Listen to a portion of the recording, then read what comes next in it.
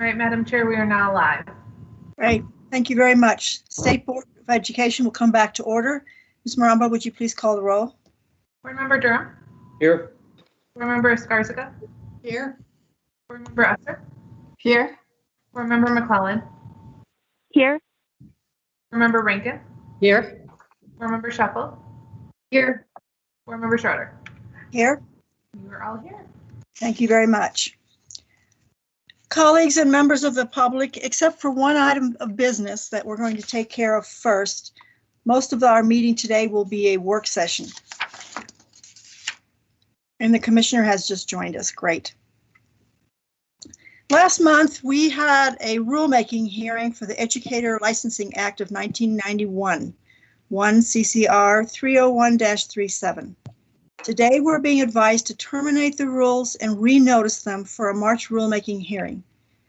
Mr. Peters, would you like to provide us with a short update on the matter? Thank you, Madam Chair.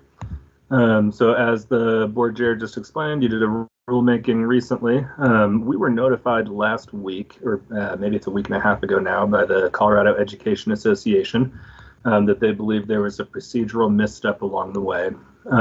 We've taken a look into it and we agree. We think there was a mistake and that we should start over with those.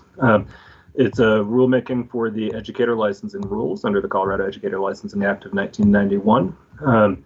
You noticed it in October. Your notice was very specific. It included a number of specific and closed-ended topics that you were going to be rulemaking on. It included such things as updating professional development rules, cleaning up some technical language here and there. It included the adult education endorsement, a couple of very specific matters like that. And as per usual, there's a red line attached that you guys look at when you issue your notice in the first place. Neither the red line nor the list of topics went anywhere near the subject of teacher discipline. We forgot to double check that. So during the process of your rulemaking and as we were responding to written comments, we took the opportunity to do some other things that we've been looking to get into, both the client and the AG. And so we got into the standards for professional incompetence, which is one of the grounds upon which you could revoke or otherwise discipline a teacher license. We thought we could clarify those. And then we added a rule 10.06. Rule 10.06 would require teachers to notify the department before they file a petition to have their criminal records sealed. Both of these are things that the CEA probably wants to weigh in on. They're things we can probably come to terms with the CEA on, I would assume. But they're things that the CEA did not have notice that we were going to get into because we didn't include it in the notice. And in all fairness, we ought to just do this over again so that the CEA can file their written comments. So that is the staff and AG's recommendation today, that you terminate the rulemaking that is currently pending that you wrapped up last 2 weeks ago. Those aren't actually done yet because it takes about 7 weeks after you do it before the Secretary of State's done with it. So we can go ask the Secretary of State to terminate that. And then we can reissue a new notice of proposed rulemaking that includes teacher discipline. Thank you, Mr. Peters. Before we have a discussion, may I have a motion, please? Yes, I move to direct staff to terminate the rulemaking under Secretary of State tracking number 2020-00837. Thank you. That's a proper motion. Is there a second? Second. Thank you, Board Member Shuffle. So let me go down the line, see if there are any questions for Mr. Peters or comments. Board Member Rankin? Yes, Mr. Peters, could you briefly go over what it was that we were outside of our board jurisdiction? What specifically we were out of? Sure, I think I understand the question, Board Member Rankin. It is not a jurisdictional question. So this is a rule that you have the authority, these are rule amendments that you have the jurisdiction and the authority to adopt. This is simply a procedural mistake that honestly we made over in the AG's office. It's our fault. And we just didn't check the scope of your notice. When you do a rulemaking, you issue the notice. This time it was in October, and then you wrapped it up in January. What you tell the world you're going to do in October is what you're kind of stuck doing, right? You have to stay within the scope of what you said you were going to do. and we took you outside your scope. That was my mistake. I'm sorry about that. There's no reason you can't do it. We just have to do it properly. Thank you. That really helps a lot. I have another question, Madam Chair. Can I continue? Please do. So this petition to seal criminal records, that if a teacher files that through this, they'll have to report to CDE. Why do we have that? Has there been some problems with this? Has this been brought to our attention recently? Has this been a certain way since 91, but now we're seeing a flurry? I'm just curious about that, why that's in there. So I'm not sure. Thank you for the question, Board Member Rankin. Dr. O'Neill may be able to help me out a little bit. My understanding, so the statute gives you a right to be heard. And this has been true for years and years and years. It's been, as you say, 20, 30 years. The statute that allows criminal records to be sealed has this special little provision that says for the Department of Education, right, for a person with an educator license, the Department of Education has the right to come in here and tell us what they think tell the judge what you think. Before this judge enters an order sealing the criminal records. That has always been difficult for us to use because nobody tells us. And there's part of the problem is there's two different statutes for criminal sealing and they don't really coordinate very well. I see Board Member Durham smiling. There's one that has broad notice procedures, the standard one. So it says when you want to seal your record, you have to go out and tell a bunch of people first, and that includes the Department of Education. And then there's another one that includes the Department of Education, but there's no duty on anybody to tell anybody. You just go to court, you tell the judge you want to do it, and then you get it done, and you don't actually have to tell anybody that you're doing it. And under that statute, I believe, don't hold me to this, I believe we still have the right to be heard, but we don't have a way to know about it. So we never know when we have the opportunity to go exercise that right. This has been a procedural problem for us. It's routine at this point for records to get sealed without us ever knowing about it and never getting the chance to go tell the judge what we think about it. And so we're just trying to give ourselves a little procedural help there. Thank you. Dr. O'Neill, let me just ask Dr. O'Neill to help with that answer if needed, and then I'll get back to you, Board Member Rankin.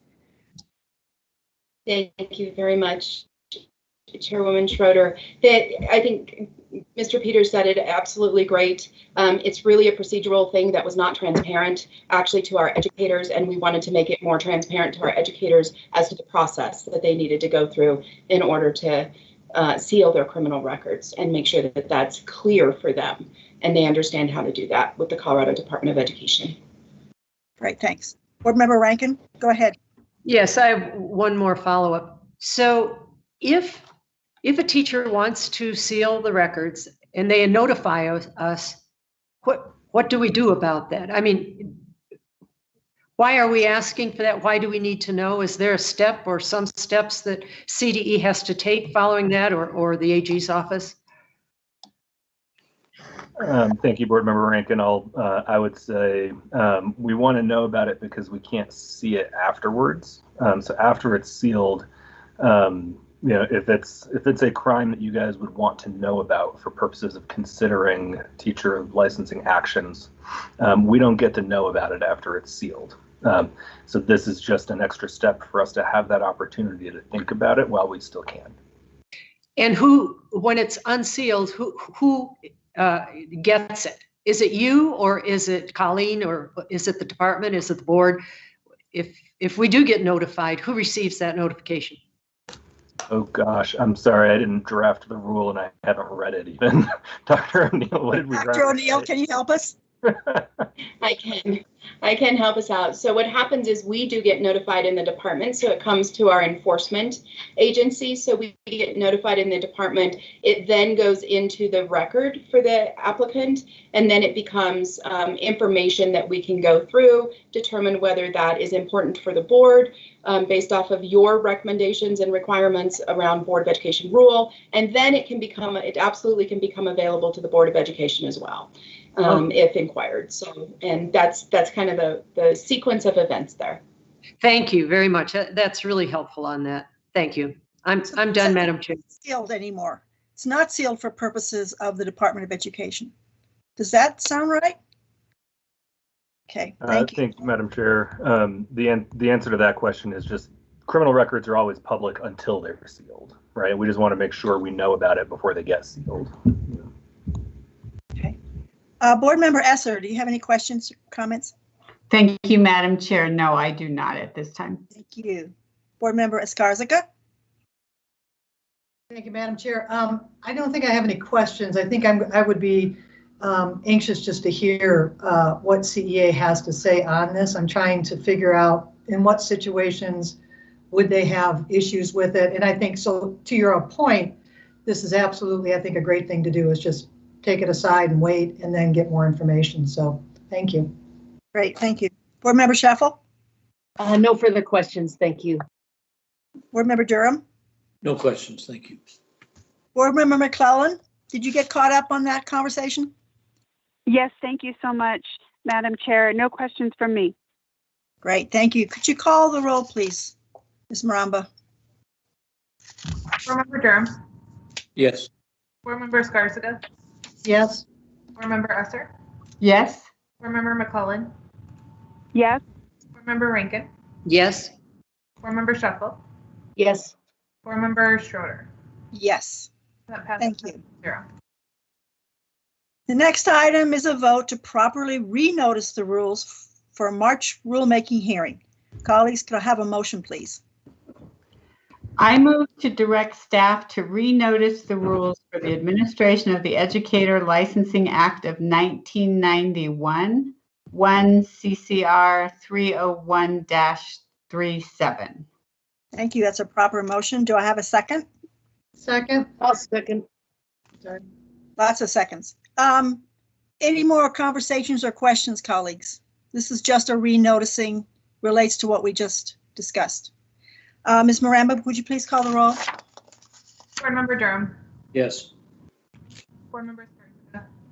Yes. Board Member Esser. Yes. Board Member McClellan. Yes. Board Member Rankin. Yes. Board Member Shuffle. Yes. Board Member Schroeder. Yes. That passes 7-0. Thank you very much.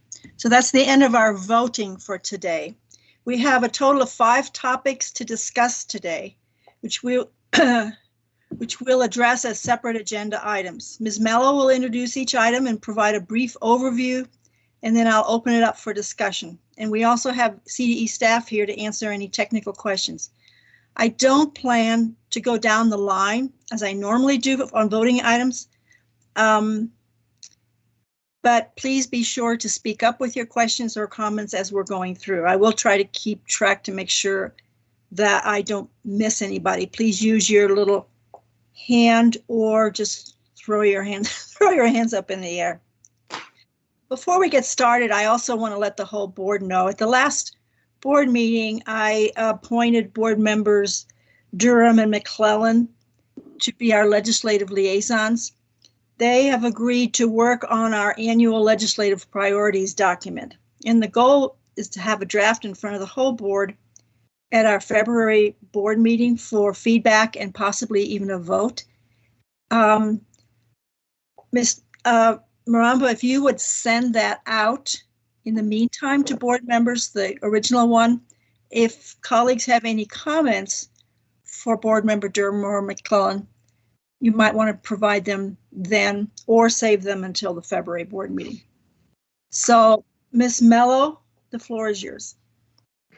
Well, good afternoon, everybody. I love that you had to do that little item of business before because I got a chance to eat some lunch. So now maybe I will be even better prepared to speak with you all, having had a little nutrition in my body. So thank you for that break.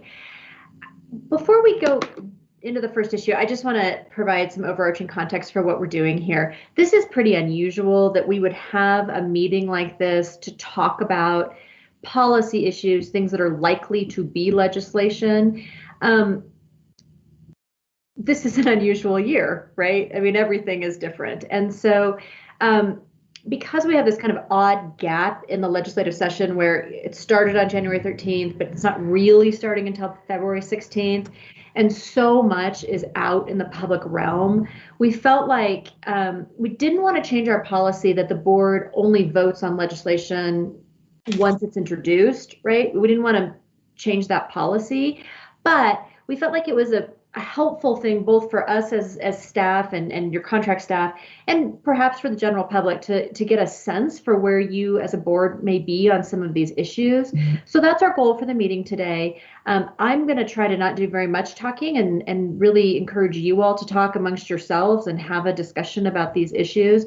But obviously, happy to, if my opening information isn't sufficient, please don't hesitate to ask some questions. So with that, Madam Chair, may I pop into the first issue? Please do. Thank you. We're starting kind of, I will say we're starting easy and working our way towards more challenging. So the first issue we're going to talk about is the school land trust. We discussed this briefly at your January board meeting. So we have this school land trust fund in Colorado. It grows when money gets deposited into it. Those dollars come from revenues off of state lands. So state lands, maybe they get leased out, maybe there's an oil and gas well, any number of reasons why this component of state lands may generate revenue. Under normal times, normal law, that revenue gets deposited into this permanent fund, which is a multi-generational ongoing trust for Colorado's schools and school children. Last year, in the Public School Finance Act, the General Assembly diverted those transfers. So they took that state land revenue and put it into the School Finance Act. That has happened in the past. It does happen occasionally when we have difficult budget times, which is the situation that the General Assembly found itself in last spring. I have spoken with a handful of members of the Joint Budget Committee. At this point, they're not necessarily planning to do that again, but things could change, right? I mean, who knows? Who knows what the budget will look like in another month. So I think the conversation is, and historically the board has been pretty supportive of the school land trust fund and wanting to preserve that corpus and make sure that it's funded and treated appropriately.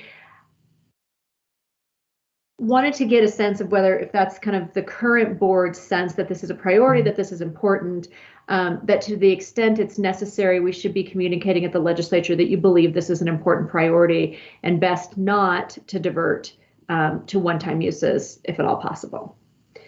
Madam Chair, that's kind of the end of my explanation. This is our first go round, so I'm not quite sure. Do you want me to hand it back to you, or I don't know what's next? Well, I'll make a couple of comments. I guess board member Scheffel and I are the ones who have been on the board the longest and have heard the presentations. If it were just rental income that the state used for schools each year, that would not feel as though it's invading the corpus of this trust. The challenge for us with the kinds of assets that are held in the trust is that to the extent that revenues from oil and gas and coal, et cetera, the royalties, to the extent that they are being used as income, they're identified as revenues and they're being used as income, but they're basically depleting an asset that will ultimately be gone. So in a way, they are using corpus. And so we've been really concerned about protecting corpus by putting some revenues back into the permanent fund rather than using it. I think that's a decent explanation. Mr. Durham, you can help me with that. But it's one of the reasons that we've tried to pay a lot of attention to this, because we know that there are states every state got these lands. Some states have really managed to preserve their corpus and are continuing to benefit from, and some have just spent it all. And I think we're trying pretty hard to maintain what we still have. Mr. Durham, do you want to help me with this? I think that's a very accurate summary. In addition to the fact that we're depleting some resources, and that is income, a good part of the permanent fund is in cash, which is invested. And so if you don't increase that amount of cash roughly at the rate of inflation or at some level, the purchasing power of the interest declines over time. So it's an attempt, in addition to what you described, also preserve the purchasing power of the fund on an intergenerational basis. Thank you. Comments or questions, colleagues? And what are your thoughts? Yeah, I would just say, Madam Chair, I think you summarized it really well. And I think, we don't want this fund depleted. I mean, we want to put money back into it. So I think I would agree with your explanation and Mr. Durham's, and we would hope that that fund would continue to serve the students and schools in Colorado in perpetuity, I think that's been our hope for at least the majority of us over time. Right. Ms. Mello, is there something we should be doing, saying? Apparently we spoke about this not last year, but the year before. I mean, you have a variety of actions. Again, the purpose of today's meeting is to, I think, having the conversation and if you're all kind of on the same page on this one, signifying such by nodding of heads or something like that, is enough for right now to let me do the work I need to do while we're in this weird interim period to communicate that position across the Capitol. But but I don't want to presume that everyone's on the same page or cut off the dialogue. So let me ask, Board Member Rankin, are you on the same page? I said I wouldn't go down the line. I'm going down the line. Sorry. Yeah. I definitely, I'm on the same page. I just don't know if every year the legislature says, okay, this is a one-time only, and it's year to year. I don't know what kind of clout we have except as a unified group to support the land trust like you and Board Member Durham spoke about. So I'm concerned. I'm concerned about it, but not any more, I think, than all of us are. Okay. Board Member Escarzaga? Thank you. I totally agree. In my time at CASE, I was on one of the boards that was overseeing and putting input in. In fact, Mr. Durham was there, and I totally agree with everything that you all have said. Board Member Esser, do you have any questions? I'm not sure everybody is up to date, and I'm not entirely sure that everyone in the legislature fully understands this. If you haven't been involved in this, are there presentations or is there information that's being shared before this becomes a topic at the JBC or among the budget creators? Well, I mean, I think informally, I can do that as a result of this conversation. If you want to do something more formal, there are certainly options. I mean, the board could do a resolution, which we did in 2019. Right. So, I mean, you have a variety of, there's kind of a continuum here, right? You could do a resolution and be more formal. I think this conversation allows me to, on your behalf, make sure I'm having those conversations and letting people know where you stand and that it's important. If this were a more typical year, it might be interesting to see if we could do a presentation to the joint House and Senate Education Committees. Because everything is like quasi-virtual, quasi-in-person, those presentations, the opportunities for that type of information sharing is not as, well, we just don't have as many opportunities to do that kind of thing this year because it's all so strange and weird. But if it weren't COVID, I would probably recommend that. We can share the, we've got the memo that so all of the issues we're going to talk about, we had sent you guys some written information. We can share that same information with your permission. I mean, it's a public document at this point, but with the Joint Budget Committee as well. Okay. Do you know, Ms. Mello, if there are any champions for the land, for the state lands trust legislature? Because I think historically, I know within the state there are champions because we hear from them, but I don't know that I'm familiar with folks who are elected officials who are very familiar with this and feel strongly about it. Do you? The answer is I don't know. And I want to be really clear that there may be some and I just don't know they're out there, or there may not be any. I honestly don't know. Okay, I guess we'll find out. Yes, I do think me having these conversations over there will help reveal some of that if it's out there. Okay. Colleagues, any other questions or comments, please? All right, Madam Chair, can I just jump Rebecca, in? Sorry. Board Member Klein, go ahead. Oh, thank you so much. I hope I didn't cut anyone off. Yes, I just wanted to state that I'm in full agreement and that in a state where our legislature can't simply vote to raise taxes for the purposes of funding our schools on a statewide basis, our state land trust takes on an even greater importance, and the stewardship of our state land trust takes on an even more important, a higher level of importance. So I'm in full agreement, and I appreciate this being brought forward. Thank you. Thank you. Thanks for chiming in. You're going to have to help me with that, Board Member McClellan, because I forget. There's not a picture of you, unfortunately. All right, Ms. Mello, continue, please. Okay. And I actually don't have the agenda in front of me. I'm not sure officially. The next item is presentation and board discussion on expanded learning time. Thank you. Sorry, I have a hard time keeping all of you on my screen and the documents I'm referring to and the agenda. So I will appreciate the assist there, Madam Chair. Okay. Extended learning time, it is just incredibly obvious to all of us that the COVID challenge has created some learning loss in our student population. I mean, I don't think there's anybody who thinks that's not happening or thinks that that's not a concern, right? I think there's just very widespread acknowledgement of that and concern about that. What to do about it is another question, right? And I can tell you there's an enormous amount of interest in what to do about it across the street at the Capitol. I know that you all are enormously interested and care a great deal about this topic, as does the commissioner and your staff. So everybody is on the same page about the importance of this topic. As a reflection of that, the staff have put together, and again, we shared this with you, they're starting to do some thinking about, okay, so what are we going to do? How are we going to address this, right?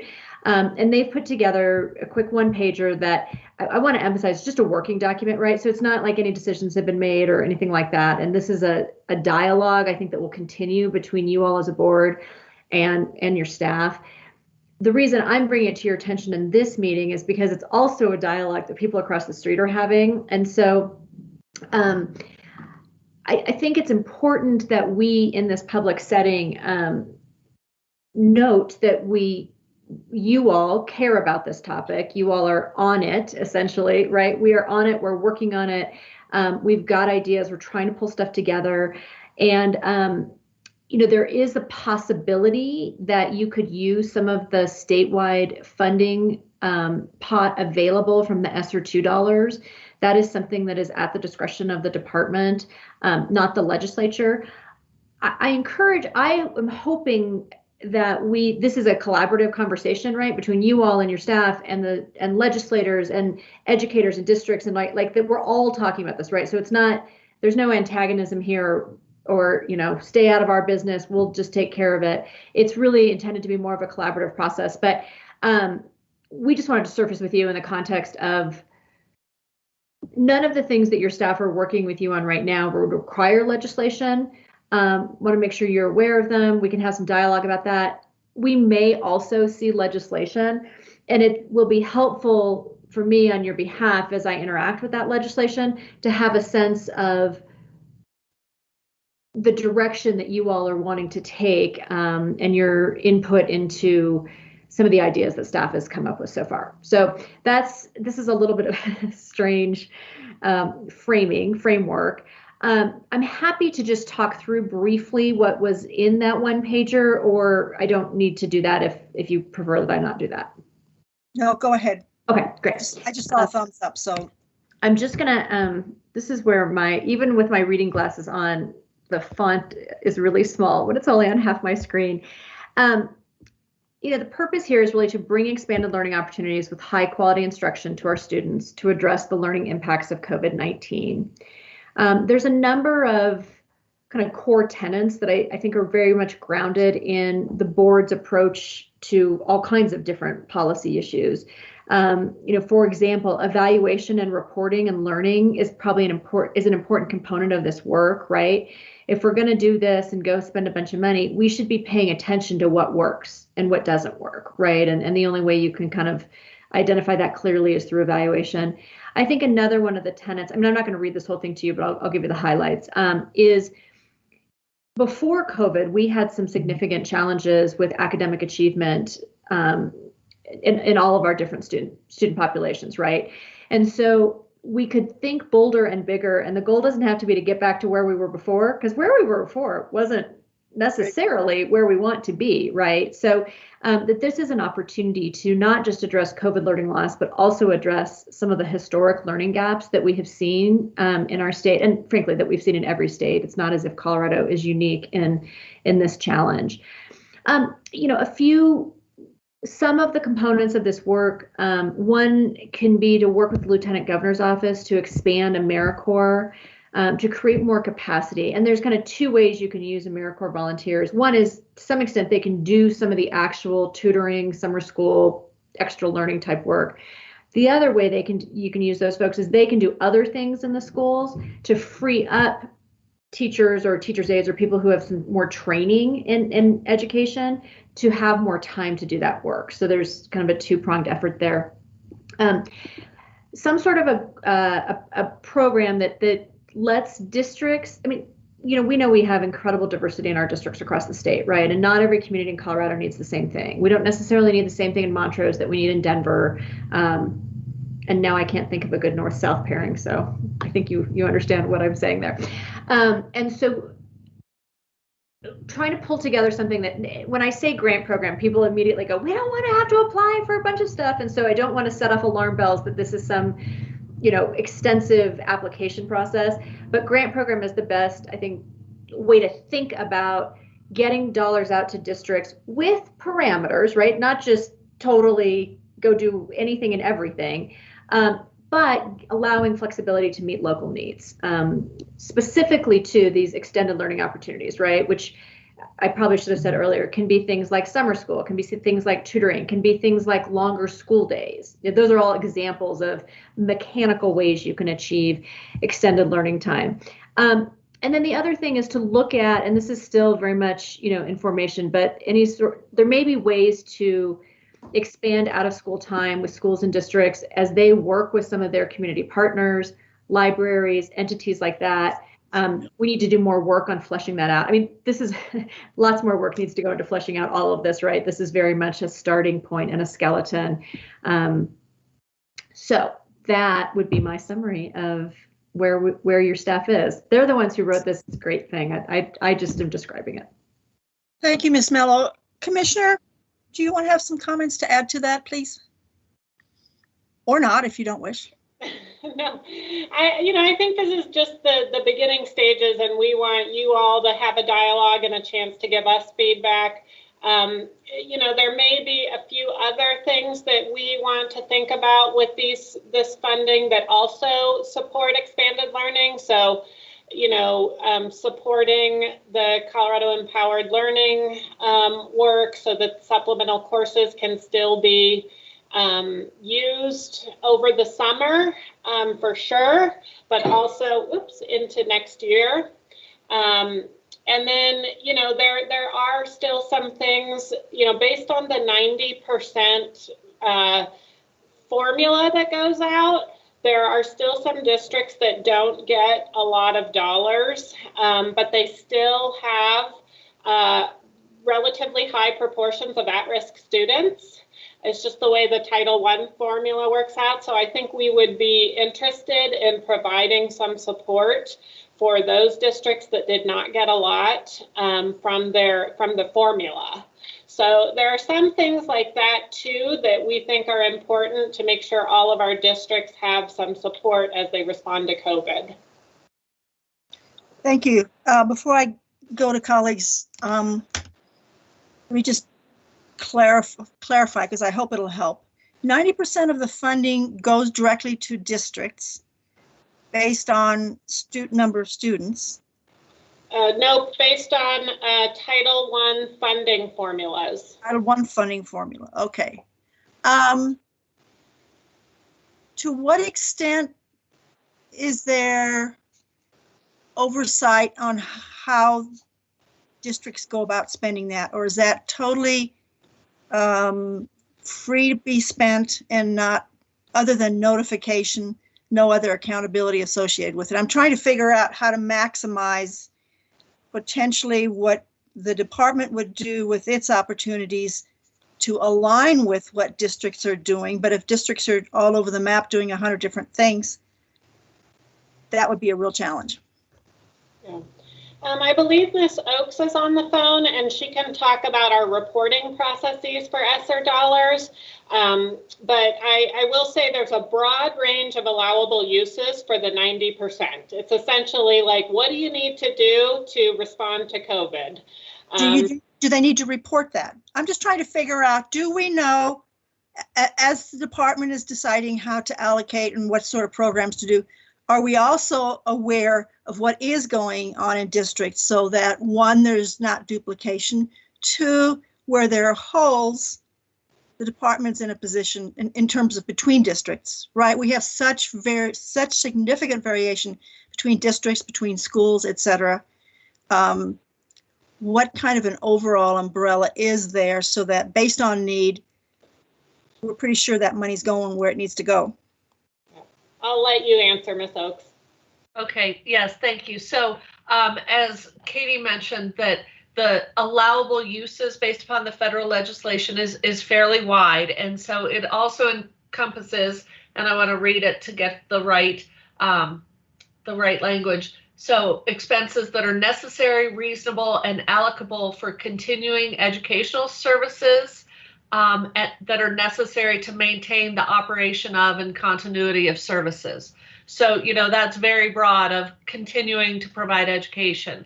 And so we do have some insight, as you mentioned, that there is variety across all of the different districts based upon what they need in their states.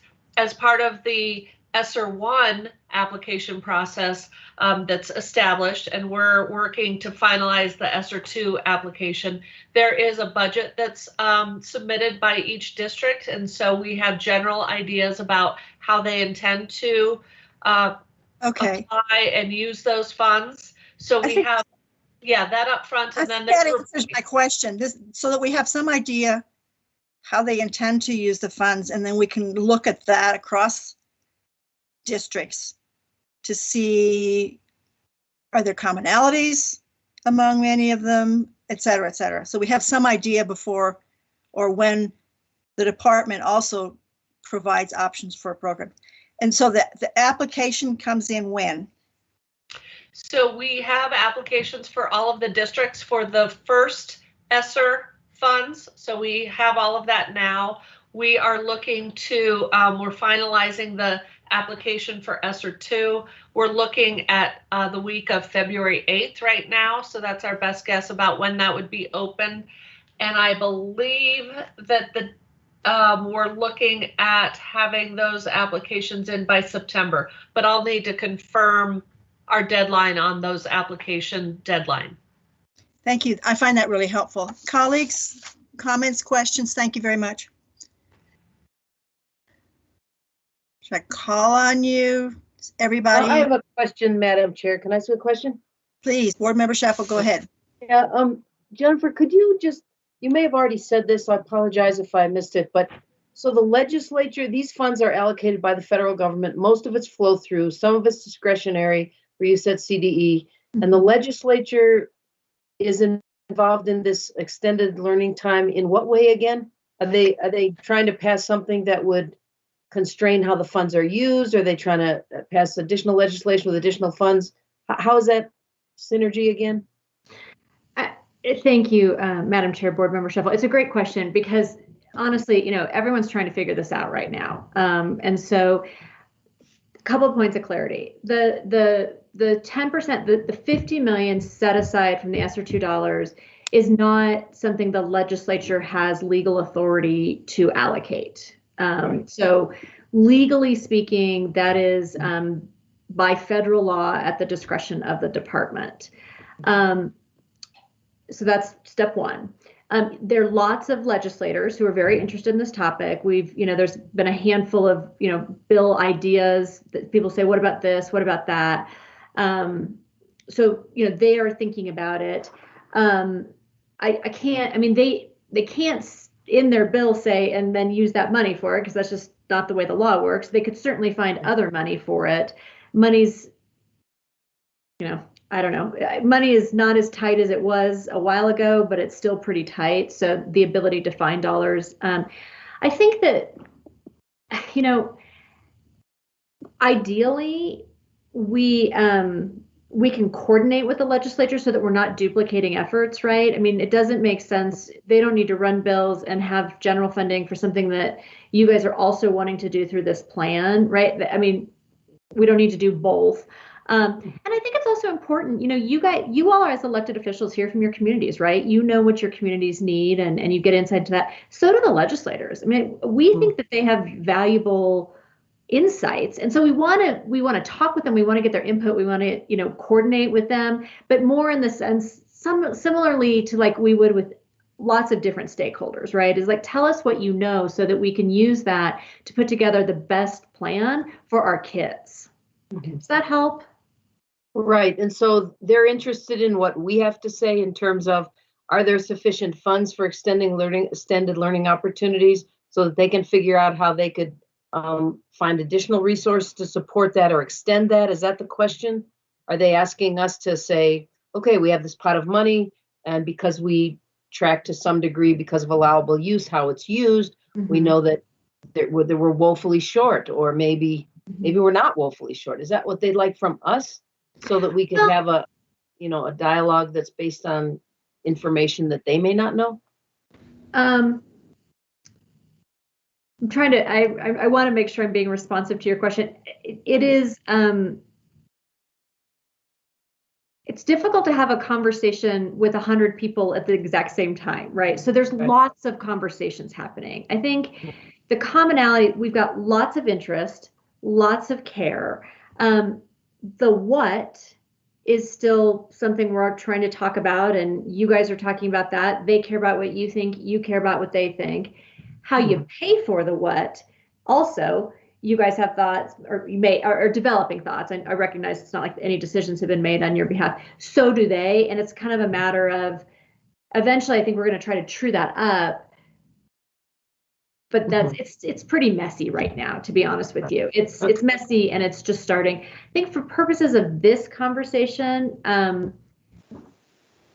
what would be helpful to kind of signal is that you all as a board, and again, if this is true, I'm not trying to presume where you all are. That's your decision, not mine. But yeah, this issue matters. Yes, you and the department are working hard on it. You've got some ideas and some resources to bring to the table, and that you care about working collaboratively with everybody. I mean, I think if that's, I guess, let me just ask, I'll frame that, like, is that what you guys think? Does that make sense? Do you think that's where you all are collectively, or am I off track?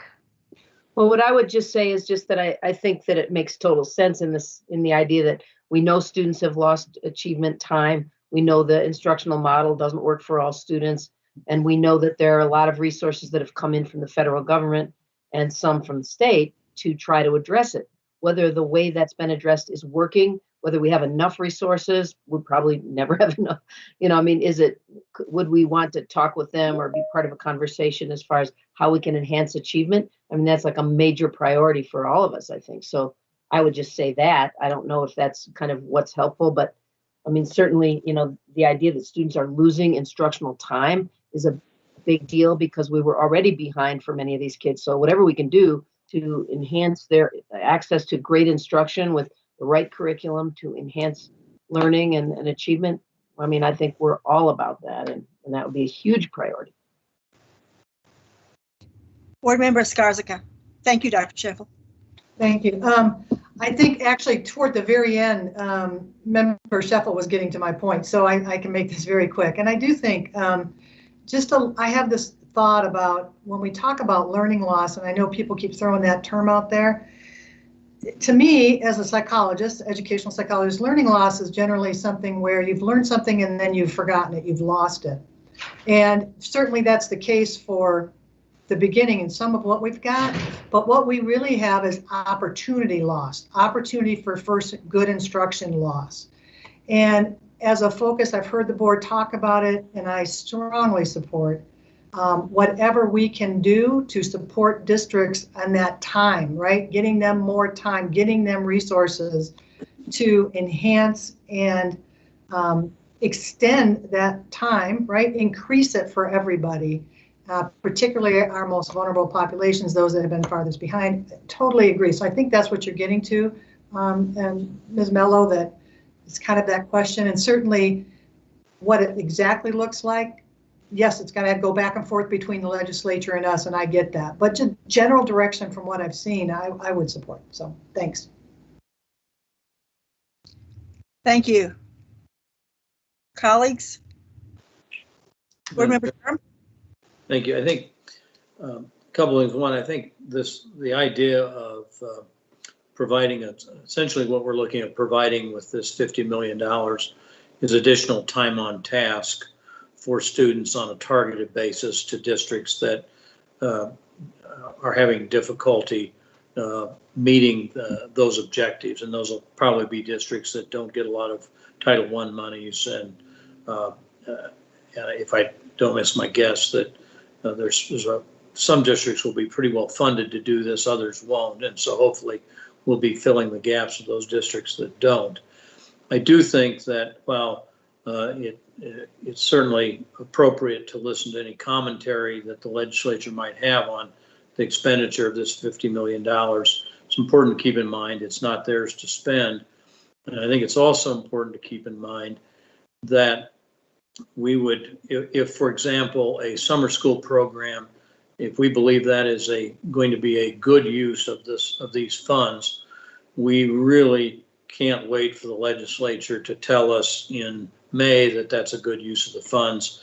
We need to be doing our planning now for what the department and the experts in the department believe will be the most efficient use of these monies to try and drive improved educational outcomes in the future. So I think I would encourage the department to proceed. If there are comments or suggestions that legislators have, they should be, Jennifer should compile those and they should be considered.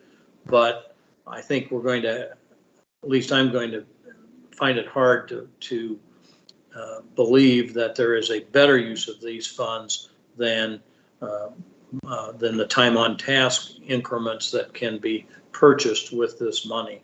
And so we need a plan to implement this as soon as possible and as effectively as possible. Thank you. Board Member Esser? Thank you, Madam Chair. Just to reiterate what Member Durham says, this is the board's and CDE's money to expend, and I just want to make sure we're cognizant that the districts have a lot of data to show where their kids are, what kids have missed instruction, what schools have missed instruction, the different populations that are struggling right now, and we will need to listen to their needs more than, and with the district, I mean parents, students, the administrators, the teachers, and decide what we consider good expanded learning and how we can fund that good expanded learning. So thank you. Thank you. Board Member Rankin? Yes, I agree, but I also think we're painting a very broad brush. And when I look at the expanded learning opportunities, it's the top one core tenet is students with the highest needs should have access to the most qualified educators. I don't think anyone would argue with that. Mm-hmm. It's just how do we know who the most qualified educators, who defines that, and how is it defined? And what I believe, in order to fill those gaps, we need academic catch up or education for everybody. And I want to make sure that when we spend this money, it's separated between what community responsibilities are and the school responsibilities. If our teachers are as professional as we believe, and they believe they're the ones that can deliver that specific training in the academics that will bring the students up to whatever level and beyond what our expectations are. And I think we need to keep that in mind. If I take summer school for an example, let's just say we put it into summer school undefined, let the districts define it. Now we're competing with possibly READ Act money for summer school that's already in place. And will people be able to determine which one their child should go to get the most benefits? I think there's a lot of unanswered questions, and the local research is going to be great, but I think we need to keep on task with the academics. Thank you. Board Member McClellan, do you have any comments or questions? Most of my thoughts have been covered, and I'm in agreement. And I think once again, this will be one of those areas where we'll be leaning on our very able professional staff to help us make sure that we're making the very best use of these funds at a time when they're needed more than ever. So thank you very much. Thank you. I guess to respond a little bit to Board Member Escarza's comment, we have students who were already behind beforehand. We have learning loss. We do indeed have learning loss for many kids, and we have learning that never happened. So we do need to respond to Ms. Esser's comment. We do need more information how to target this money about where our kids are in order to make sure that we direct it to the kids that need it the very most. Not that we don't want all of them to. So it's going to be a very complicated puzzle. I do agree with Ms. Board Member Durham that we ought to start the planning part, and then it will be about getting more information. Any other comments, colleagues? Next item then we'll go to is a discussion on educator financial relief. Ms. Mello? Thank you, Madam Chair. And again, thank you all for your patience as we go through a lot of good stuff here. So this is legislation, proactive legislation that we are have been working on. This is not the first time that we've spoken with you all about this, right? So fingers crossed, this does not come as a surprise to any of you all. This is more an opportunity for us to give you a little update on where we are, and if you have questions or input, we would love to hear it. So there's a couple of things going on right now. Well, sorry, that's just like the most ridiculous understatement. There's way more than a couple of things going on, but in the teacher licensure cash fund, there's a lot of things going on. There's a couple of pretty important things going on. One is the way that cash fund works is the only funding for that comes from the fees that our educators pay when they get a license or when they renew their license, right? It's a cash fund. And that's the only source of revenue. There's no general fund money, there's no state ed fund money, there's no district money, right? That is how all of that work is funded.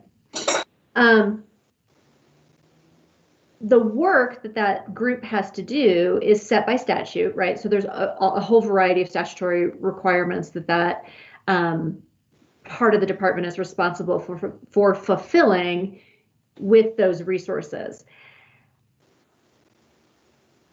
The bottom line is there is a pending deficit in that fund, right? So the income is not enough to cover the expenses of the work that is required to be done. This is not the first time this has happened. About every 5 years, historically, this has happened, and you all raise the fees slightly to address that. That's traditionally how we've handled it, how you all have handled it, and you have that authority under statute. Given what's happening in the world and in our schools, it feels like a really not good time to be raising fees on educators. I think, regardless of where we all sit in the political spectrum or where you all sit, I think we can all agree that teachers, it's been a hard year to be a teacher. They're working pretty hard, and the idea of raising fees on them feels inappropriate given the current circumstances that we're in. So the idea we came up with is basically to give teachers a break, and it's not just teachers; it's all of our educators. But I tend to I use teachers more than the word educators. I should say educators. In fact, I bet some of you have a license through our teacher or our licensure system. But to give them all a break for 2 years, to say, you know what, the state through general fund is going to cover those expenses for a couple of years, and we're just going to give you all a break. Is this going to be the thing that changes a teacher's life? Probably not. We don't want to suggest that this is like some enormous benefit to teacher, but I think it's a way of saying thank you, of acknowledging the hard work, and addressing what is a structural problem that we need to address as a department. So that's essentially the proposal, is to have general fund for just for 2 years, not forever, just for 2 years, cover those expenses, kind of have a license fee holiday, if you will, for our educators for 2 years. There's a couple of other things we'd want to take care of in that legislation. The main one being an extension of the continuous spending authority for that fund. This is a super technical, kind of boring issue, and I'm happy to go into, well, we can go into as much detail as you want. The bottom line is what continuous spending authority allows the department to do. This is an area of the department where the needs ebb and flow quite a bit over the course of the year, right? So you have periods of time where you have a lot of work and periods of time where you don't have as much work. And when we have continuous spending authority, we can be flexible so that we can keep wait times down, not regardless, but we can do our best to keep wait times down as the volume changes throughout the year. When we don't have continuous spending authority, that is much more difficult to do. So it's just an effective management tool, budget management tool that allows the department to give the quality of service that you all want it to give, right? I mean, we don't want folks to have to wait 6 months to get their license renewed or get a new license. That's not the standard that we aspire to. So having spoken with all of you about this before, we have been working on getting this introduced as legislation. I do have bill sponsors lined up, which is exciting. And we're hoping to have a bill draft in the next couple of weeks that we will obviously share with you all.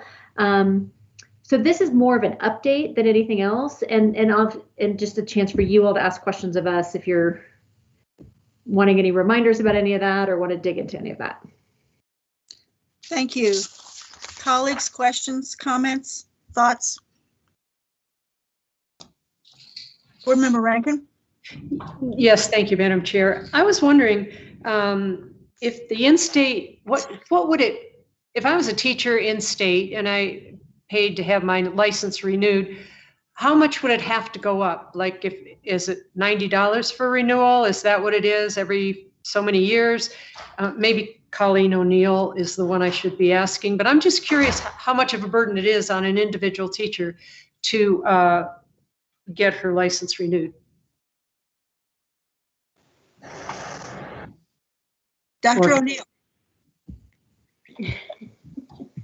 Thank you. Yes, it is. So it is $90 every 5 years for licensure renewal. Right now, based off of some very high level calculations, last time we raised, I think, at $20, somewhere in there.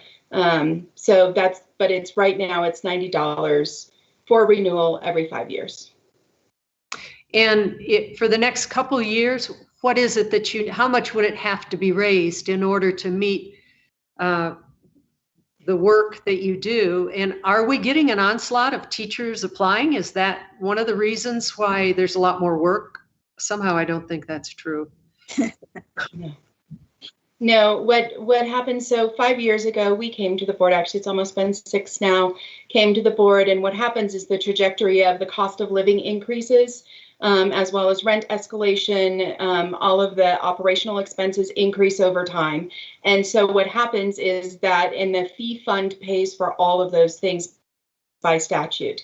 And so what happens is all of those things escalate over time, and pretty soon you hit an apex where our revenue generation has decreased and our expenses have increased. And over the last couple of years, our generation has decreased. So we are not getting more teachers applying for licenses. We're actually getting fewer, but not by enough to make much of a difference in workload. It has been actually a small decrease in fee generation, and of course the rent escalation, cost of living escalation. And so right now we've calculated it to be approximately in the $10 range. We would have to do more calculation around that if the board were ever interested in pursuing that outside of it. But that's where we've calculated at this point. Thank you. That's my only question, Madam Chair. Thank you. Colleagues, any other questions? I have a question, Dr. O'Neill. How many ed prep providers do we evaluate? Do we accredit? I can't get the word right. Is it accredit? Authorize. Authorize. We authorize that. Yeah. Sorry. I know it's the language, and if we could just quit using A's, that would be even better. But it is authorization and reauthorization for educator preparation programs. So jointly together with the Department of Higher Education, we authorize and reauthorize approximately 23. And I say approximately because they change, right? Some years they are not in our system and some have been added. And then on the alternative preparation side, we authorize or reauthorize approximately 24 alternative educator preparation programs. So that's 47. So we're close to 50 institutions of higher learning that we reauthorize theoretically every 5 years. Yes. Every 5 years, our educator preparation programs are authorized and reauthorized. Yep. And then, of course, annually, we evaluate new programs who may want to offer educator preparation programs in Colorado. Okay, so one of the, on our sheet that we received to read about this, one of the items that I think we need to be talking about is to have higher, since it is a fee only system, and I can't remember what the word is. What's the word for when it's only on fees? Jennifer, go ahead. You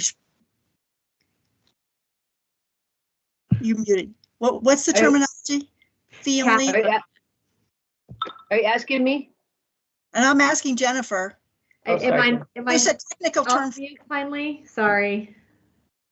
Anyway. No. Cash funds is Cash funds, thank you. Thank you. I'm not sure why teachers should be paying for the higher ed authorizations. It seems to me that that should be either supported by our general fund, or they also need to be paying a fee. Because I think we're in a position where, in fact, the amounts that teachers are paying are funding their license renewal, but also funding their higher ed program, if it is their higher ed program. So can I jump in on that real quick, Colleen? Do you mind? So I don't get confused here. Thank you, Madam Chair. And I apologize. You're right. I forgot to mention that point, but you're right. That is a component of this proposal. We've evolved a little bit from the written materials we sent you. Just, things change at the Capitol very quickly, and we have conversations and things evolve. From the point of view of this particular piece of legislation, I think what we want to do on that issue is have the legislature tell the department and the board to go think about this issue and come back with some recommendations for next year. Because you're right, there are, I think, a lot of questions to be asked around the department's responsibility to review those programs and who and how we should be paying for that. Candidly, I'm not sure I just don't know that as the department we're ready to say this is how it should be. I think we need a little more time to ask and think and consider that question, and then continue to work with the legislature on it. So that's our current plan for how to address that. Obviously, welcome feedback and comments and questions. And Colleen, I don't know if you want to supplement what I just said. You're on mute. Yeah, no, I think it's thank you. That's going to be, I'm going to get coffee mugs for everyone. When you drink, it says you're on mute at the bottom. Yeah, that's exactly the point. I think we want to be able to investigate it because it is a somewhat heavy lift, and financially it's a heavy lift. And so to be able to actually investigate maybe a little bit more deeply what kinds of opportunities there are and what other states are doing and how they're doing it and what kind of funding that looks like from the educator preparation perspective and the side of that. May I make a comment, Madam? Oh, sorry, go ahead. Yes, Dr. Scheffel, go ahead. I was just going to say, I think if the past predicts the future, once you give someone a benefit, like paying for their license, it's really hard to stop doing it. And I think we should think carefully about, I mean, I think it's proposed as a nice gesture to appreciate teachers, but I think there's a lot more issues around it. And once you do it, it's pretty hard to stop doing it. And I guess I feel like the cost is not prohibitive, $90 in 5 years. So I think we should think carefully about the unintended consequences and the long-term implications. Although, Board Member Sheffel, there are states that actually, I guess, do pay for teacher licenses. So, I mean, that's an option. We're pretending like we have money in Colorado, which is probably not so smart. I'm worried about this discussion regarding authorization of higher ed, because what I do not want to see is the Department of Education having less and less input in the authorization. I mean, some years ago, the Department of Education lost a lot of the control, input, whatever, in terms of higher ed prep programs, so that it's now a dual program, et cetera, and that might be great. But when we start talking about money, I don't want to see us end up, in order not to have to pay and provide the services, in order not to pay for somebody to pay for the services, we just don't do that. And we have less and less control over higher ed prep because we have so few levers to improve quality of teaching for our kids. This is a really good one, and I don't want to get into that potential mess. Does that make some sense? Mm-hmm. You know, where the money goes is where the control goes, and I don't know what I'm sort of flummoxed as to what would be the recommendation, other than that higher ed would pay a certain amount every time they're renewed. Recognizing, however, they're not in any better position right now than school districts, than anybody is, in order to provide funding. It's a tough one, but I fear that it could also change where the input is. Board Member Esser? Thank you, Madam Chair. This is basically a question for Colleen O'Neill, for Dr. O'Neill. If I remember correctly, we as a university always paid, there was always a fee connected to a reauthorization. Is that no longer the case? It's a great question, Dr. Esser. So that fee goes to the Department of Higher Education for their activities associated with the reauthorization.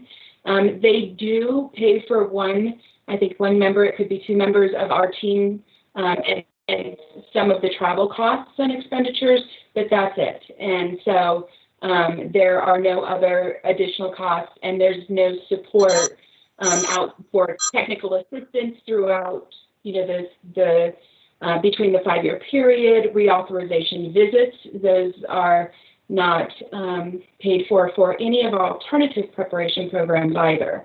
And so remembering that Ed Prep is not just our Institutes of Higher Ed, but it's also our alternative preparation programs. But yes, you are correct. And those fees are only charged for private institutions at the Department of Higher Ed. I believe they are probably looking at some restructuring of that too. So I apologize, Dr. Esser, but that's something that sounds very familiar to you and maybe a few other people, because they're charged for private entities. So there you go. Yes, that explains it. Thank you, Dr. O'Neill. So I have to agree that we do need to have this discussion. Somebody just had their hand up and I don't see. Who was just about to speak? Colleagues? Oh, Madam Chair, it was me. I was just going to ask your direction on whether we think we've got 2 more fairly beefy topics to get through. So I was checking in with you to see if you think we're at a wrap point on this one, or if we need to continue the dialogue, which is your all's discretion. Well, the answer is no. Board Member Durham, sorry. Thank you, Madam Chair. I think we're pretty close. A fee that exceeds the cost of the issuance of the license, I think, constitutes an occupation tax, which is likely unconstitutional in Colorado if anybody would ever push it. but it's not. We're talking about $90, so it's not a huge amount. The moratorium for the 1 year or 2 year non-payment is, I share Dr. Scheffel's concern to Major. I don't see anything wrong with charging people a license fee for essentially that does not exceed the cost of the license, but a 1 or 2 year exemption doesn't bother me particularly. But I would stress that we're not trying to set a pattern here over time. And I would suggest that that the balance of the activities carried out by this fee now should be generally funded. I don't think we should be shuffling money between higher education and K-12. Really, for the bookkeeping, it should be just a general funded activity that we receive an appropriation for. And that would probably be the cleanest way to do it. So if we're going to go down that road, that'd be the way I would encourage us that we go. Thank you. Board Member McClellan, do you have any comments about this topic? I'm glad that it was brought forward in plenty of time for Ms. Mello to hear all of the input and questions that I and colleagues have had. And I agree that we should be asking for an appropriation for this item, and that we have time to let her go forth and do her best in that regard. Thank you. Thank you very much. Anyone else? Are we ready to move on to the next item? Next item for presentation and board discussion is on the anticipated legislation regarding the use of standardized tests for admission to Colorado higher education institutions. Ms. Mello? Thank you, Madam Chair. So we actually provided you 2 sets of documents on this particular topic. One was a memo written by CDE staff that just really attempted to give you guys the background, right? Like, here's how this works right now. Here's what the change would be. Here's what the research says, just the facts, so to speak. We also gave you some material from the proponents of the legislation. They had asked us to share that with you, and that seemed to make good sense. So hopefully you all have seen both of all of those sets of documents. The proposal is actually very simple in its drafting. Right now, our law, our statute says that our Colorado institutions of higher education must utilize a standardized test in their admissions process, right? So it's not you might, you could, if you want to, it's you must. The legislation would simply strike that requirement. And I think the first question is why are we even talking about this? It's a higher ed thing. We're this, State Department of Education, State Board of Education. We do, mostly K-12 stuff. Why do we care? I think it is important, and I'm hoping for purposes of our discussion, we can keep focused on the K-12 implications of this, right? So I don't know that it's ours to tell higher ed how to do their job, right? But it is ours to think about the implications for the K-12 system. And that's where we want to have some dialogue with you all. So let me just walk through. This is one of those, there's a lot of connecting points here. You all probably know very well that the legislature several years ago changed, we basically, sorry, let me restart there. We use the SAT in our high schools to meet our federal and state testing requirements, right? We didn't used to use it. It used to be a different test. We switched to the SAT. That was a legislative switch. Since that time, we've seen a lot of improvements in the participation rates in our high school students because it's a relevant test for them, right? I mean, there's a reason for them to want to take it because it's related to college admissions, right? So, we do have federal and state requirements around participation, so it has helped with that. As you all know as well, our testing system is very linked to our accountability system, and our accountability system is very linked to some of the equity work that you all are involved in. And so part of, and I recognize that this is one of those things that lots of people have different opinions about. So I'm doing my best to give you just like neutral information. Part of what we focus on in our accountability system is equity issues. having kids take the test helps us have an accountability system where we can really understand what's going on and look at some of these equity issues. And I'll just add that when the state adopted the SAT as its high school test, the College Board, who owns the SAT, agreed and continues to provide a whole lot of free training resources and tutoring resources. So one of the advantages we've had in the K-12 system to having that test is that kids are able to access, poor, rich, whatever, it doesn't matter. All of our kids are able to access a whole lot of training materials around that.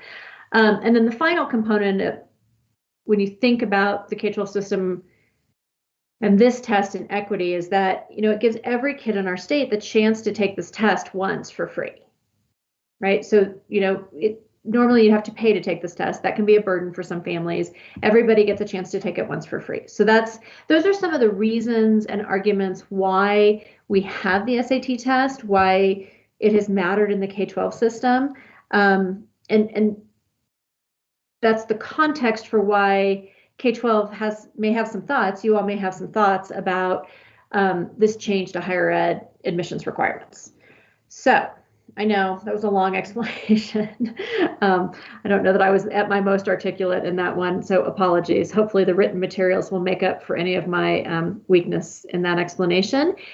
And really just looking to you all to have some dialogue about that. Would love to know what you all are thinking.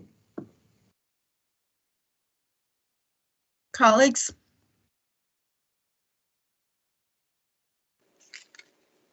Board Member Skarziga?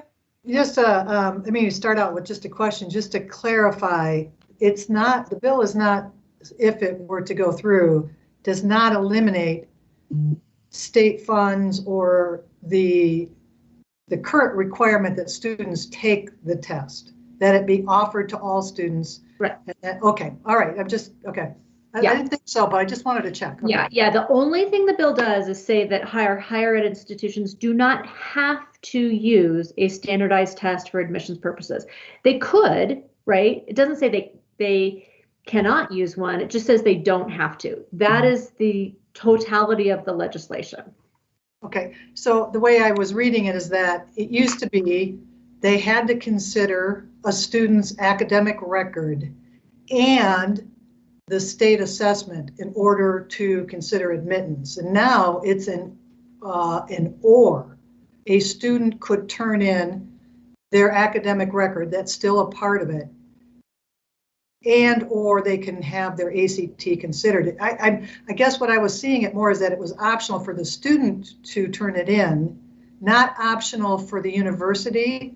And maybe that's my clarifying question I need. Does the university get to say yes or no, or does the student get to say yes or no? I think the way it's written, it's the university, right? Because you're essentially removing a requirement from the university that they previously had. Now, a university could choose, this bill could pass, and a university could choose to say, we'll take them if students want to submit them, but we're not going to require them. That would be allowed if the legislation were to pass. That's what I've seen in other states, but I'm just still a little confused about okay. Board Member Durham? Your microphone, you're muted. Why not? It's the story of my life. I think the biggest impact on K-12 students and on the department, particularly, and on our ability to meet federal requirements for participation in the accountability system, that is meeting the 95% participation levels, is the fact that this is a test that under the current system is valued by the students, that it is a factor. And I almost think this legislation is the ultimate of politically correct, because the universities right now can decide how much weight they give it, and it's not an impediment to the goals that they have stated in their materials about inclusion and diversity, or it doesn't have to be that.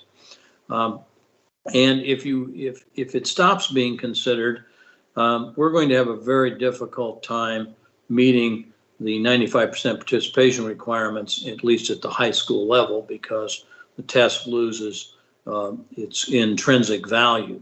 The fact that it's offered for free is not going to be particularly relevant. And I am very much of the belief that you can't chain these kids to their computers and make them take a test. If they don't find it valuable and their parents don't find it valuable, they're not going to take it. And you can try to penalize them when they're juniors, but I wish you a lot of luck on that. So, and I do think we have to understand that the accountability system, as far as the federal government is concerned, is all about equity. It doesn't have any other use at all. And we won't be able to demonstrate not only to the federal government, but to ourselves, whether or not we are achieving any of the goals that, at least at the moment, seem to be in particular prominence, if we don't have a test in which we have wide participation. And I think it is most likely that the participation drops will occur among the students that have had the greatest amount of difficulties and face the greatest challenges. So I think what the colleges are doing is counterproductive from a number of perspectives. If they're wishing to achieve equity goals, you can't achieve equity goals if you don't have a measurement that's broad-based and you're capable of using.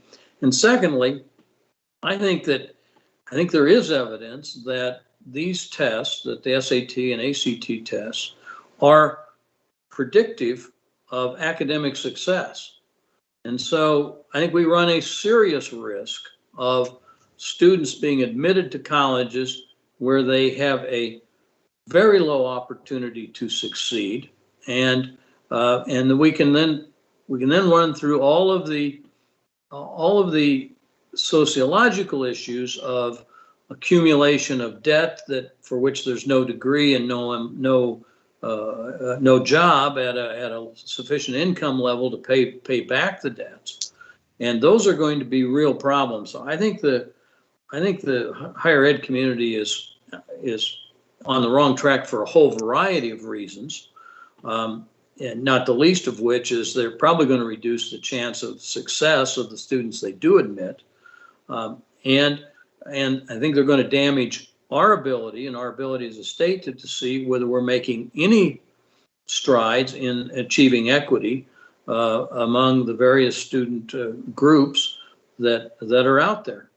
So, I would like to see us opposing this bill would be extremely difficult, and it's very much an uphill fight because those who've been around the legislature and observed the ability of higher ed lobbyists to buffalo the legislature, it's pretty remarkable. But at a minimum, we ought to at least try to preserve the right of a student to submit their SAT scores and have those scores considered if the student requests that they're considered by the schools.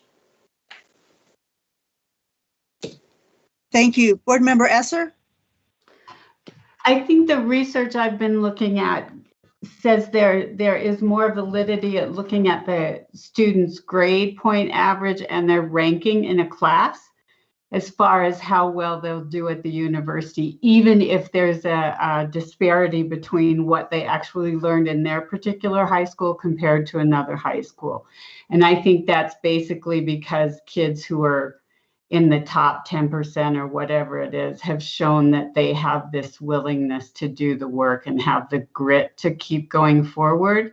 I don't think anybody's saying we shouldn't give our kids this SAT, give them the opportunity to take it for free, because it is a burden on parents who don't have enough money to put their kids in an SAT test on their own.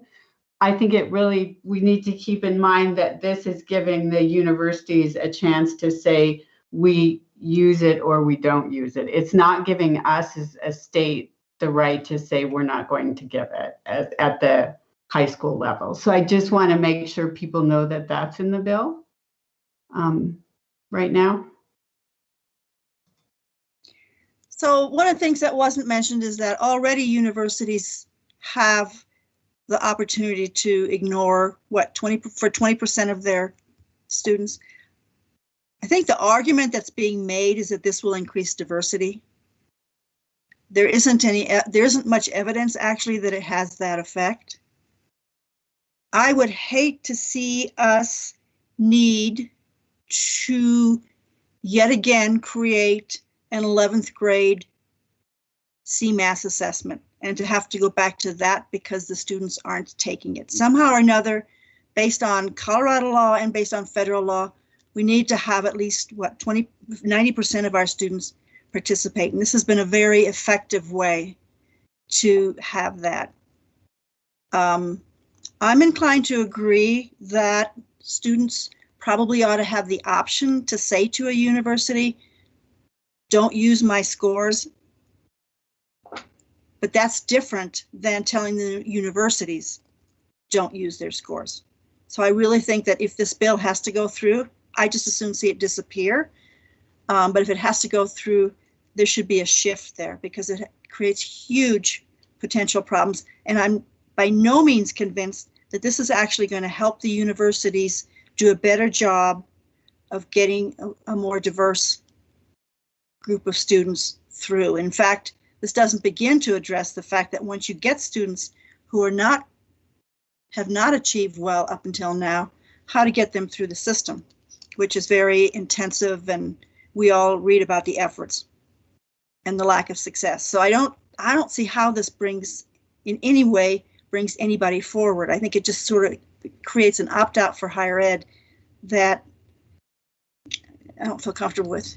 Board Member Escarzaga. Thank you. So I kind of agree with some of the things said, not some of the things said. I'm going to go back to the federal requirements say you have to test once at high school. We already do 9th and 10th grade PSAT. I would assume one of those could count. But that aside, I think I do just from my initial reaction, I do really think a student should have the chance to turn in their score and have it considered. These are the kids that, for whatever reason, anyway, that's something I do think that just kind of strikes me kind of funny. But anyway, I think that if that just helps, I'm a little hooked up on that one piece, like who gets to decide actually who decides what, if the score counts or not. So I need more time to think about that. So thanks. Thank you. Board Member McClellan. Thank you, Madam Chair. I wanted to echo some of Board Member Durham's concerns and share that I did receive direct feedback from my district. I'm thinking specifically of one mom who is a member of a minority community who shared that she did attend all of the parent-teacher conferences and her child did get accepted to an in-state Colorado university, a competitive one. And she was always told, and her daughter was always told, best student in the class, wish they were all like her. And this was a kid who did her homework and did her best. And it was only when she arrived at her university that it became clear that, in fact, she was not ready. Now, many kids may be able to regroup, but as Mr. Durham cautioned, that child and her family have then expended resources or gone into debt for that opportunity. And being able to know where you stand with an SAT or ACT test, whichever we're using at the time when it becomes relevant, because of course they don't legislate which testing vendor is used. But it's important for students to have the suspenders and a belt, that other way of checking. Am I ready? Am I really ready? And where do I stand in relation to my classmates in my school, my classmates in my district, and my classmates across the state of Colorado? It's important that everybody have that level of transparency. And I worry about if we shift away from having that dual system of checking of readiness, what happens to the pressure for grade inflation? What happens at those schools and districts where there is ferocious pressure from parents when a kid's grade is anywhere near the bubble? None of us want to think that happens, but it happens. And that's in the public school system. Does it happen in the private school system? How about when someone makes a tremendous donation? I think this is a very important guardrail and double check that we don't want to do without. And the farther astray we go from having that dual system of checking for readiness, the farther away we get from having a robust view and a robust system that's transparent enough to let us really know where we stand in terms of equity, so that we can target help where it is needed, and so that parents and students can know readiness. So thanks. Anybody else? I guess whoop. That's good.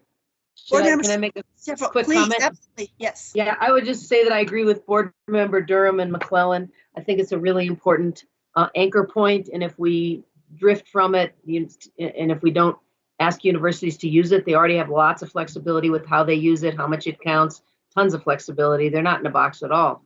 But if we get rid of it, it won't be used, and then I think we really lose a very important data point. So I think I would feel that would be so very important. Thank you. Board Member Rankin. Yes, and I echo what Dr. Sheffield just said, but I also think we're looking at it a lot from the top down, the higher ed angle, and I would like to turn around and look at it from our K-12 going up, and that is to consider how many students do we have in college that are taking remediation courses. I would like to see the numbers on that over the past 5 or 10 years.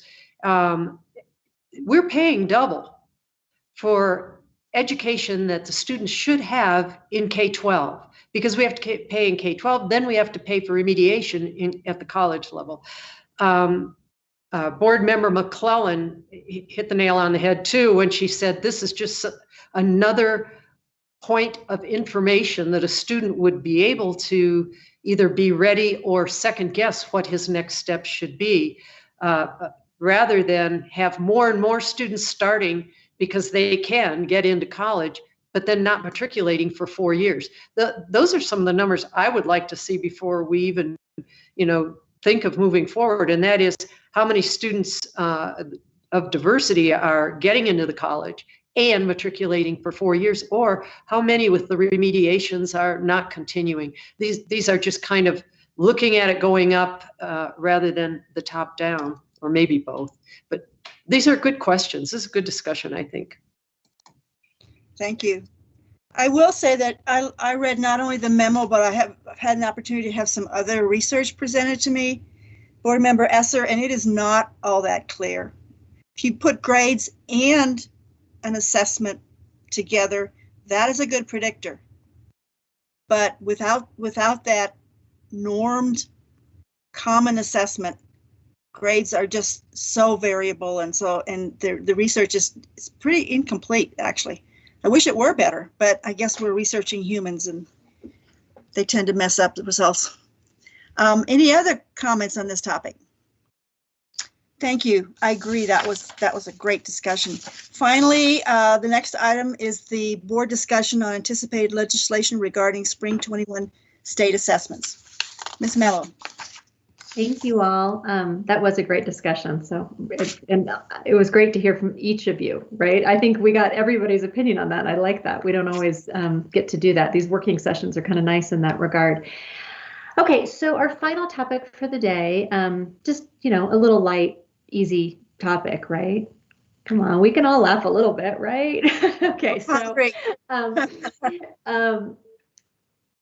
I'm sure nobody on this in this meeting is surprised to hear that there is a lot of conversation going on about testing, right? About our statewide assessments and whether they should be administered this spring. It's a pretty hot topic, shall we say. I do believe that we will see legislation that would both eliminate the state requirement just for this year. I want to be really clear about that. It's not a requirement. It's not eliminating it forever on forward, just for this year as a result of the pandemic. And then directing the department to submit a waiver to the federal government because, as you all know very well, it is both federal and state law right now that require the tests. So we're going to be seeing that. This has been a conversation I think you all have been having for many months, right? This is not the first time that the board has talked about it, but we thought, particularly with our newly sworn in members, it would be good to have some conversation amongst all of you about where you are on this topic right now, what your thoughts are. And Madam Chair, if you don't mind, and I don't mean to put you on the spot, Commissioner Anthus, but do you want to add anything before we have the dialogue? I didn't know if on this one you might have something to say.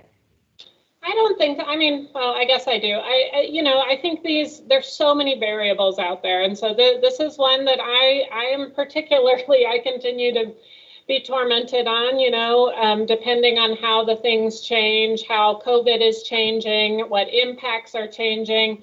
But I think we all, or I shouldn't say we all, many folks agree that having a common measure against a standard is an important piece of our system. It's important for us as the department to help our districts. We use those measures pretty closely to support our turnaround districts.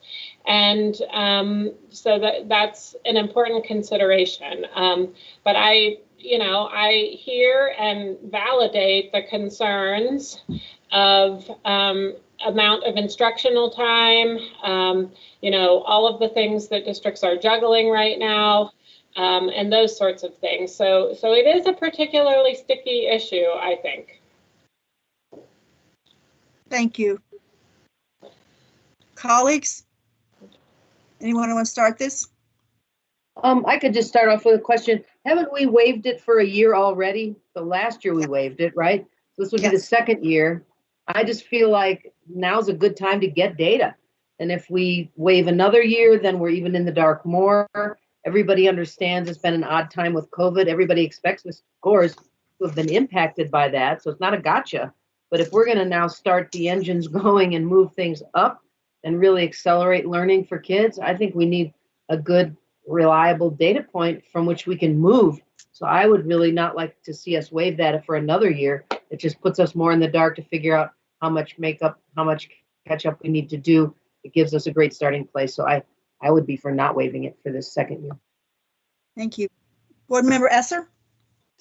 I've been contacted by every single one of my superintendents in the congressional district or the board. It was one or the other, that they don't feel they have the ability, some of them, not all of them, to even get the equipment ready for the kids to take the test. A lot of these Chromebooks are out with the kids right now. The districts don't have them. They have to be brought back in and gotten ready so that they can take the test. They're also not sure how to bring their kids in because you've got to follow the safety protocols, and you've also got to make sure every kid has the equipment needed to take the test. So they are very worried about how exactly to do this, and that the data we're going to get is going to be very skewed as far as who was out, who was in, how many days were they out, how long did they quarantine. We're not going to have that information as a board, nor is CDE going to have that information. The schools will have it possibly when they compare it to their attendance records, but that's going to be really hard to do. So I understand why they're coming to me saying, please don't do this to me right now. Thank you. Board Member Escarzaca? Thanks for letting me go next, because I just want to jump right off on her point. I think it's very helpful. So I have talked with folks that do the actual technology across the state, those that are in charge of the Chromebooks and the technology, and these are very agnostic to testing people. This is not their area. They really don't have an opinion on whether we should or not.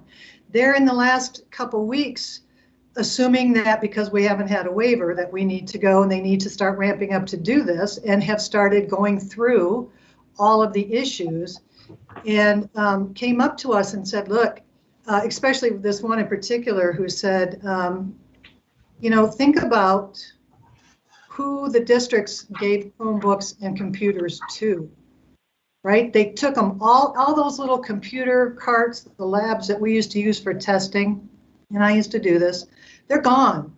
They're out in the hands of students. And which students? It's the students that couldn't afford a computer on their own, and that needed, or the family of 4 that had one device, they needed 4 instead of, you know, 1. And so he said to me, honestly, Lisa, to me, this is an equity issue. I don't know how, but in 2 weeks, I am going to start to recall from these families these devices. And I am feeling very sick about who I'm going to be recalling them from. Now, but this is a pandemic. You know, seriously, who would have thought? You know, and you can't get a Chromebook anywhere. I'm waiting for a computer still for months. It's not like this isn't something we can just throw money at, even if we had it. We can't just run and get more computers. I know we talked about there's a little bit like extending the window, but you are talking about kids. Somebody's got to bring their computer in and give it up at least for a month, if not 2. It's got to be cleaned. It's got to be set for security, because we do this, right? We lock these computers down. We can't use your own. You can't bring your own in. They are actually just stuck at this point. And I think when we think about equity issues, it is, you know, the question to ask, who's going to benefit? Who's really going to benefit from doing this? And who's going to get hurt? And so this is where I'm really, I'm very stuck. And I just think from a researcher's point of view and my background, that again, because of a pandemic, we had no idea ahead of time that we should have been tracking a lot of information that we needed to track in order to make any sense of any data we got. And to even go back and try to ask districts to start collecting that, you know, everything from connectivity to how many minutes did they actually spend on different things. The data is not going to answer the questions that we're hoping to answer, particularly in this focus about what are we going to do for extended learning time for summer, right? And even through the rest of this year, that data is just not going to help. So that's just where I'm at. And I understand, I would agree with Dr. Anthus. I do see this different sides to it, but I'm actually at a point now I'm just kind of stuck. So thanks. Anybody else? So there are in today's papers, the Sun and the Denver Post, there are the results of some surveys that were done in, I think, DPS and Adams 14.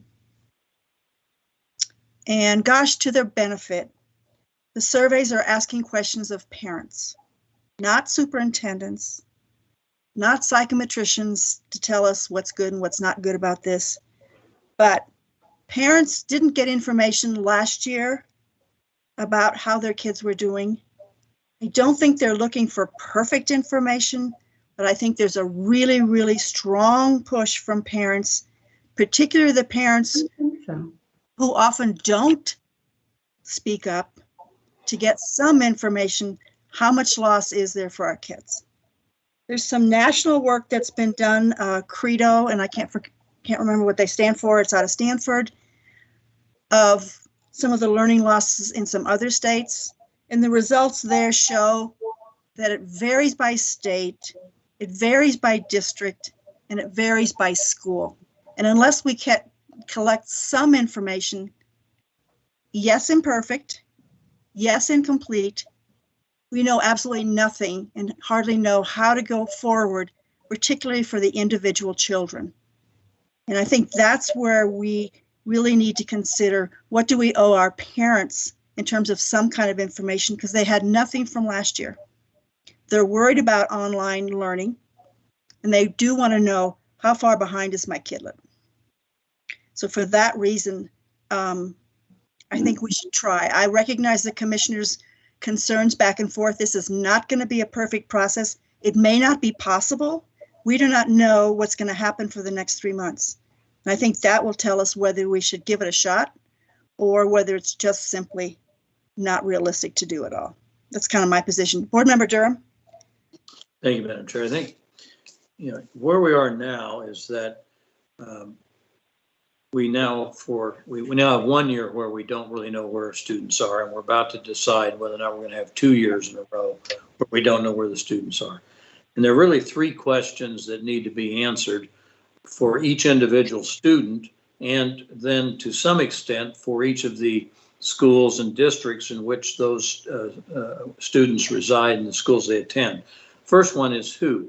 Which students are behind or are farther behind as a result of the events of the last, essentially last year? Who are they? Where do they reside? And what are demographically, what do we know about them? Secondly, what are they behind in? Are they behind in all subjects, some areas?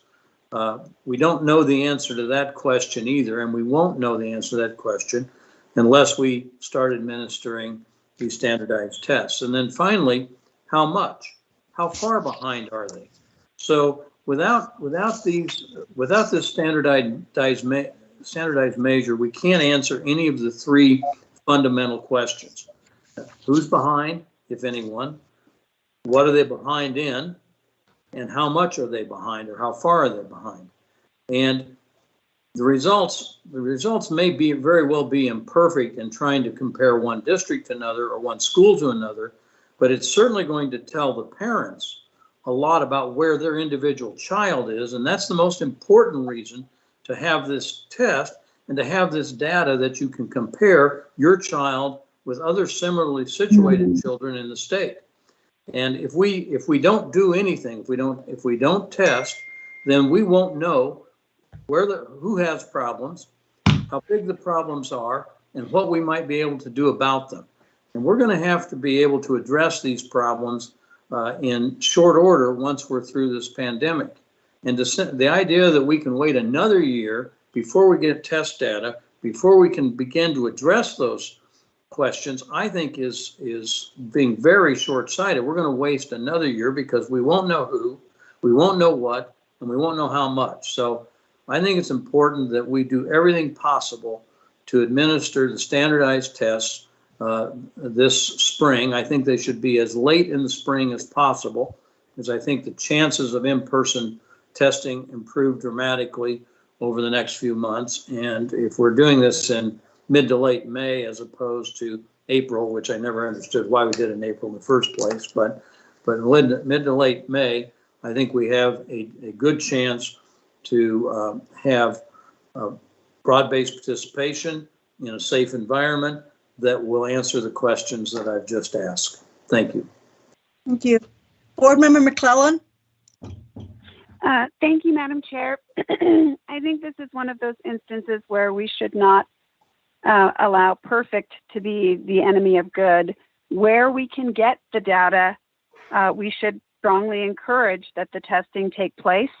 And where there are insurmountable challenges and testing cannot occur on a case-by-case basis, if allowances have to be made, I don't think any of us on the board are insensitive to the fact that there are challenges associated with COVID that may create a problem for us. I would not presume to speak for every one of my board colleagues on this next point, but I would be surprised if any of us wanted to see this data used in a punitive manner. But nevertheless, it's important for us to know where we stand, because the first cause that falls by the wayside, the first goal that falls by the wayside when we can't see where we are, is equity. If we truly care about equity, we have to care about data, because if we can't see where we don't have the equity, it's impossible for us to target help to make sure that we're improving in that regard. So I would simply say that I acknowledge and recognize that this is a year that is not like other years. And this is a year when we don't want to be terribly punitive because the challenges that COVID has presented for all of us are going to be different in different demographics and in different communities. However, that doesn't mean that where we can get data that we shouldn't try and that we don't want it and that it wouldn't have value. It does have value. It helps us understand where we are and how much of a hole we may be in and where to the best of our ability to ascertain that information. Thanks. Thank you. I think I do want to make sure that we reiterate, and if any one of you disagrees, then please speak up. We are not suggesting that any results of the assessments are to be used for accountability in terms of determining performance, status, etc. We are not intending it to be used in any way for teacher evaluation. I think that was the recommendation from the stakeholder group. I think, to my understanding, the entire board is in agreement with that. I believe there's going to be, Ms. Mello, isn't there something in a bill that allows that particular piece? You're muted, my dear. I know, I'm sorry. The mute and unmute button on Microsoft Teams is very sticky for me. Yes. Like I have to hit it like 5 times to unmute. Apologies. Yes, I think there may be language that would reflect the stakeholder group's recommendations around what if we test not using that data for accountability purposes. I think we'll see that in a couple of different places at the legislature. Okay, thanks for confirming that, because unless one of you speaks up, why, I think that's been agreed to some time ago. Board Member Skarzica. Mute, mute, mute. So I took my hand down because I was on that, right? But then I didn't unmute. All right. But I do have a question, and maybe this is for the commissioner. Has there been thinking around asking districts what information they currently have and if they're willing to share it? And this isn't coming in from anybody, but this is just, I've a lot of stakeholders, a lot of people I've talked to, including parents, have said, I have information like NWA, or I have my early childhood literacy assessment. I have this information on my child, but I don't know have you all thought, I mean, we do it for reconsiderations, right? Where districts turn in information in addition to, and I just don't know if you guys have actually asked what's out there. Yes, thank you, Madam Chair, Board Member Escarzaga. We have been talking with some groups who would be, because we've been talking about this for a while, just because we didn't know how COVID was going to unroll. So we were trying to have plan A, B, C, and D. And so we did ask districts, would you be willing, to share interim assessments? And because districts have been saying that they've been doing their interim assessments. I know CASE did a survey for how many districts have interim assessments. They have about a 50% response rate, or maybe a little more than that.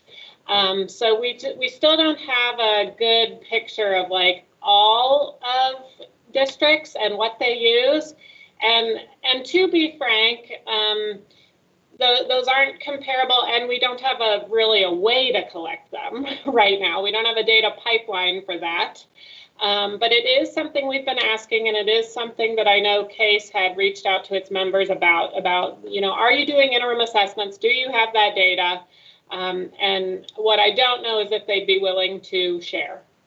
Okay, I actually don't know about that survey. I didn't know. I was just asking more on a curiosity question because I hear this bubble up, and I know other states are saying it too. The states that have already started asking for waivers, they're going to intend to try to use and allow districts to use their own information, and et cetera. So I just wanted to know. Okay, thanks. And board members, I'm sorry, today got really difficult for me. I have a very hard stop at 2 because I'm presenting an award to a distinguished school. And so I'm the lead off, so I do need to drop off, but my very capable Deputy Alyssa Pearson is here to shuffle you through the last of these comments. So thank you so much. Thank you, Commissioner. Make sure you eat something real fast and drink something real fast. Please take care of yourself. Thank you. You worry me. Ms. Pearson, if it turns out that we cannot do assessments because it's just not realistic to do, then the question that Board Member Skarzica asked becomes more and more relevant. I don't know that, well, I have a strong suspicion that unless it's absolutely necessary, school districts do not want to try to report all their assessments, interim assessments they've done.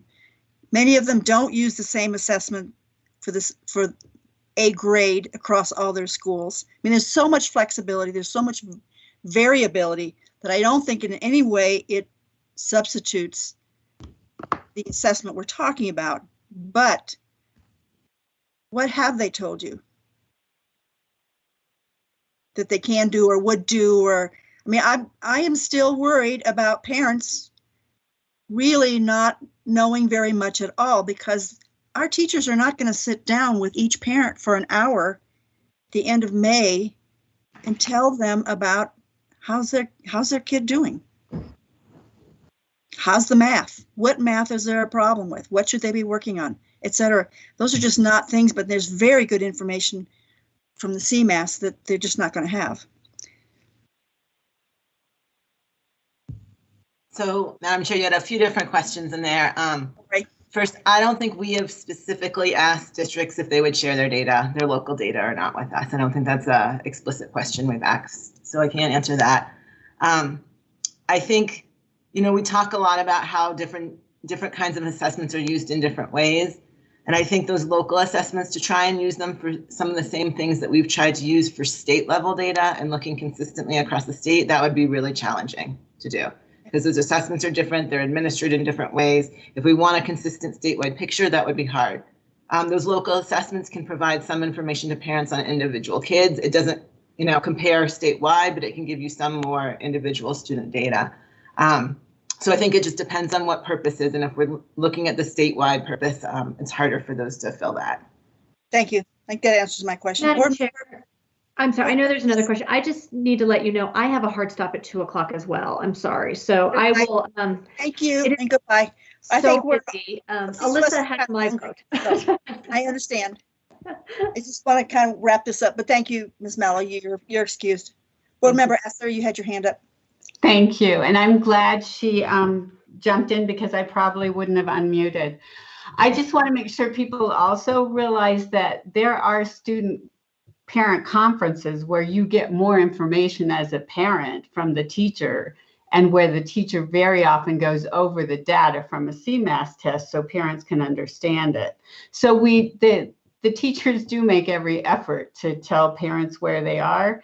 And right now there's this new grade called IE, insufficient evidence, that teachers are giving at least in 2 of my districts. And that has caused them to reach out to the parents more than ever before to say, where's your kid? Why aren't they here? I haven't seen anything but an icon on the Chromebook for days. So there is more than the CMAS to get parents the information that they want about their kids. I just wanted to make sure I said that. Sure, and some teachers will be able to do that, but if you've got 25 kids, you're exhausted at the end of May.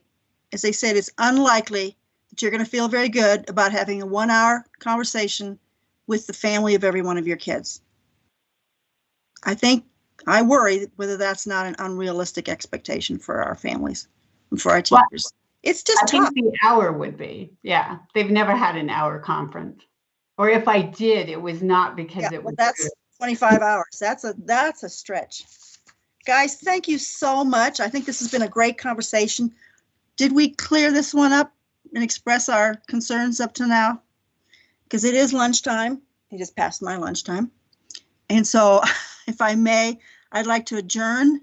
We'll be back on February 10th. Let me repeat, if you have some input that you want to give to Board Member Durham and McClellan regarding our legislative priorities, go ahead and give it a look. Otherwise, any final comments from anyone? Thank you so much. This has been really terrific. Thank Thanks you. for scheduling it. It's a great discussion. Good. Glad you feel that way. Bye. All right, thank you.